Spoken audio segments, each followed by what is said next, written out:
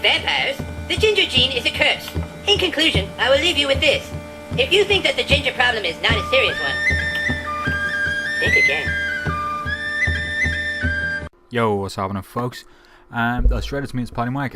First and foremost, I did a video this morning with Rock and with Sergeant Mooby. So the link to Mooby's channel where it will be going up is in the description. Please drop around and just wait for the video, basically. So yeah, on the screen I've got you some RPD Modern Warfare 2. I've always seen people do that and I always wanted to try that, and it didn't work at all for me. But this did. Look at this, give me that 2-piece, nah. But yeah, listen, what I wanted to talk to you about was what I mentioned yesterday, and I told you I was going to talk about today, which is the whole thing with my Connect.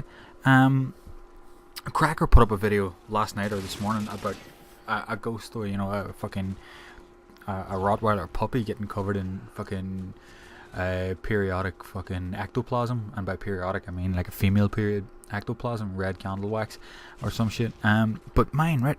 I've been thinking about this really carefully, right? Now, anybody that has a Kinect sensor knows or will recognize more immediately what I'm talking about. But you see, whenever you've got a Kinect sensor hooked up and you're facing your TV screen, in the bottom right hand corner will be a little screen inside a screen, almost like a video thing that you would do on YouTube here, and it is your Kinect sensor, and it's almost like a thermal kind of style, because all it gives is kind of the outline, and then it lights up where each hand is. So if you move your hand, it tracks the movement of your hand. Your right hand has a green or a blue light, and your left hand has like a red light kind of on it. Now, the other night I said when I went to I was lying on the bed with my Kinect sensor facing away from the bed, facing completely perpendicular to it, okay, at a 90-degree angle, and it was picking up something. Now, if you can imagine on the screen that there is a screen within a screen, like a video in video on the bottom, right? Now, where it was picking up was on the left-hand side of the screen of the Kinect sensor, right? Which, when I started to think about it, meant that it was more towards the front wall, not even towards the bed where I was, which it makes things just a little bit stranger, okay? And then what I did was I got up and I moved the sensor, and I moved it more towards the wall. And right here on the screen you can see a picture of what I'm talking about, okay? Now I moved the sensor towards the wall, okay, at the angle that you can see now, and that meant that it was facing more towards the window, and that's when it showed up a full figure on the Kinect sensor on the little screen in screen, which means that whatever it was picking up was outside my second floor bedroom window. Yeah, we're talking 25 feet in the air outside a window. It's fuck me, that's a bit creepy, isn't it? Now, the whole ghost thing, right? Realistically, you can't be a Christian without believing in ghosts, because let's be honest, that's what the whole religion is built on, is Jesus rising from the dead, appearing to people after his death, being a ghost. I mean, Jesus, you talk about blessing yourself, in the name of the Father, the Son, and the Holy Ghost. That's what I'm saying to you, but so I started looking into it, and ghost hunters or paranormal experts classify people as insensitives and sensitives, and they reckon that people who are sensitives are more prone or more likely to experience these sort of things. And look at this guy trying to be a ghost in the corner, and I get a little bit of a teabag.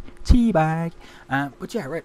So sensitives are more prone to experiencing these sort of things. Now, the town that I live in is a town called Coal Island. It's all one word, Coal Island, all one word, in County Tyrone in Northern Ireland. Now, 2 years, almost, it's actually just slightly over 3 years ago, there was talk of a ghost in a nearby area in Coal Island, about a mile from where I live. And basically it was, there's videos on YouTube, if you check it out, there's a guy and he's recording with his phone or with a handheld camcorder, and he's scrolling around and he's following these cars driving past, because there's a bunch of cars, because there was a whole big thing about it at the time, and I do actually remember it. I never went up, but I do remember it. But basically, after a car passes, suddenly just at the back tail light of the car, there's like this white blur, and there's nobody there. There's no reason for there to be a reflection of anything because the car has been passed.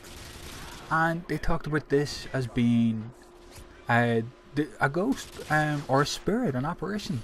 And in the area, the lane that I live on, my mother actually talked about this before, a long time ago, that there is actually supposedly a ghost lives on this lane called the White Woman or the White Lady. And what I find is very interesting is that these paranormal experts and everybody else all say that, and this is a great little section here in this in the video if you're paying attention. Look at these people just keep coming in here. Give me my shit. Look at that dude there. That's tragic. That guy spawned there. I feel really bad for him, but I still killed him. And then I get fucking commandoed. But yeah, these paranormal experts reckon that people sensitives can attract these spirits and these apparitions, and that they can in fact actually latch onto them and follow them. Now the really creepy thing is this, where the videos and the big hoo-ha a couple of years ago was, I lived 100 meters from there when I first moved to Ireland with my mother, and it's possible that it's followed me here. Peace, love and puppies, folks. There will be more. If you smell what the Mac is cooking.